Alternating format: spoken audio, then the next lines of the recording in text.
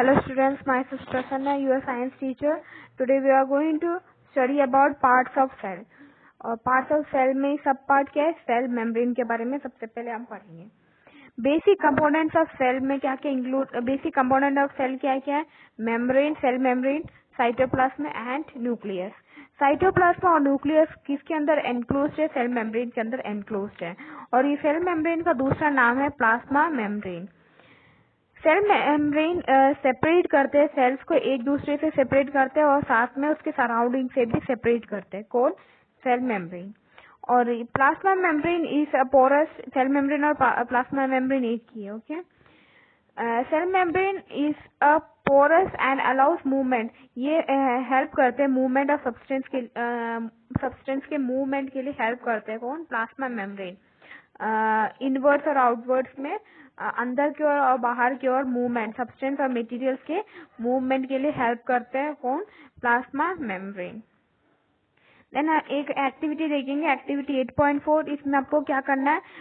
इसमें इसका main M क्या है? इस एक्टिविटी का सेल के कंपोनेंट्स को, बेसिक कंपोनेंट्स को ऑब्जर्व करना.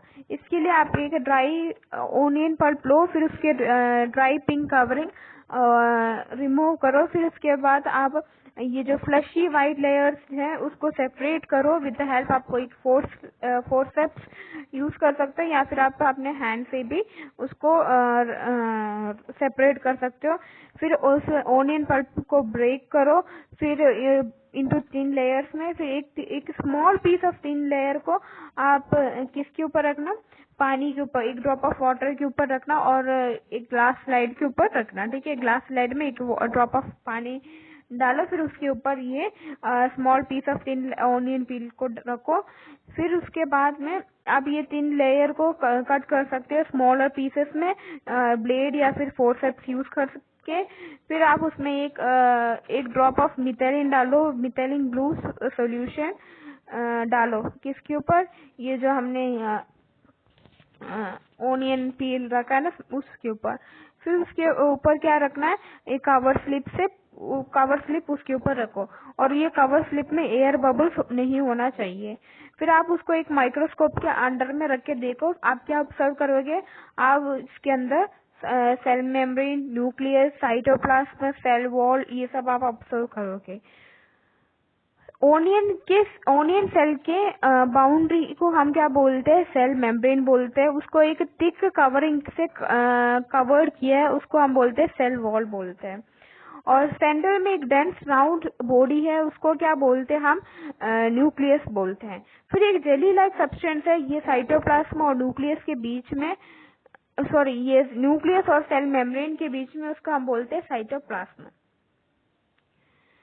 ठीक है. तो आप ये डायग्राम में ऑब्जर्व कर सकते हो. फिगर 8.5 में एक राउंड लाइक, ये देख, ये जो round like structure, round structure है बीच में, उसको हम बोलते हैं न्यूक्लियस. देन ये जो साइटोप्लाज्म है, मतलब कि न्यूक्लियस और सेल मेम्ब्रेन के बीच का जो जेली लाइक सब्सटेंस, उसको बोलते हैं हम साइटोप्लाज्म. देन इसमें सेल वॉल भी है, और सेल मेम्ब्रेन भी है. सेल वॉल क्या है? ये सेल मेम्ब्रेन को कवर करते हैं. ओके. और सेल मेम्ब्रेन क्या है? बाउंड्री है. सेल ओनियन के सेल्स के बाउंड्री को हम क्या बोलते हैं? सेल मेम्ब्रेन बोलते हैं.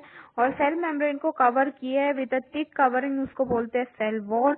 फिर एक बीच में एक राउंड बॉडी है, उसको क्या बोलते हैं हम? न्यूक्लियस बोलते हैं. और एक जेली लाइक सब्सटेंस है सेल मेम्ब्रेन और न्यूक्लियस के बीच में, उसको हम बोलते हैं साइटोप्लाज्म.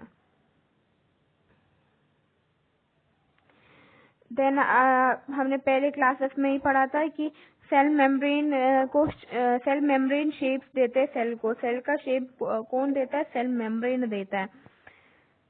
सेल मेम्ब्रेन का एक आउटर थिक लेयर है. उस प्लांट्स में ही हम देख सकते हैं, मतलब प्लांट्स में सेल मेम्ब्रेन के बाहर एक आउटर थिक लेयर हम देख सकते हैं, उसको हम बोलते हैं सेल वॉल. और सेल वॉल का मेन काम क्या है? प्रोटेक्ट करना प्लांट्स को. प्लांट्स के सेल को प्रोटेक्शन की बहुत जरूरत है, क्योंकि वो बहुत उनको और ये किसके अगेंस्ट में उनको प्रोटेक्शन चाहिए?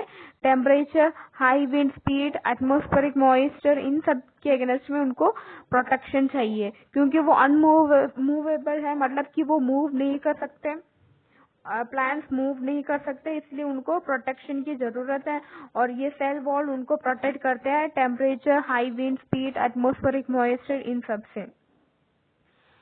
एनिमल्स में हम प्लांट्स में हम ऑब्जर्व कर सकते हैं, क्या ऑब्जर्व कर सकते हैं? सेल मेम्ब्रेन के आउटर मोस्ट लेयर जो उसको कवर कर रहा है, सेल मेम्ब्रेन को कवर कर रहा है एक आउटर मोस्ट थिक लेयर को हम नोटिस कर सकते हैं प्लांट्स में, उसको हम बोलते हैं सेल वॉल। ये सेल वॉल प्लांट्स के लिए बहुत ही ज्यादा नेसेसरी है, इम्पोर्टेंट है। क्यों? क्योंकि ये उनको प्रोटेक्ट करते हैं टेम्परेचर से, हाई विंड स्पीड और एटमॉस्फेरिक मॉइस्चर से, उनको इन सब के वेरिएशन से उनको प्रोटेक्ट करते हैं। और क्योंकि वो अनमूवेबल है, मूव नहीं कर सकते हैं। ओके, अब लीव के पील से भी ऑब्जर्व कर सकते हो सेल्स को, हम लीफ पील से भी ऑब्जर्व कर सकते हो। लीफ पील मेनली किसका?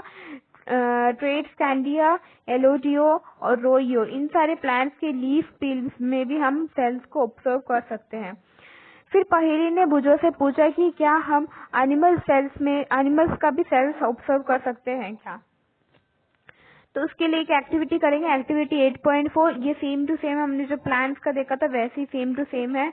इसमें आप एक टूथ पिक लो और उसका टिप ब्रोकन होना चाहिए। देन आप उसको अपने चीक में स्क्रैप करो।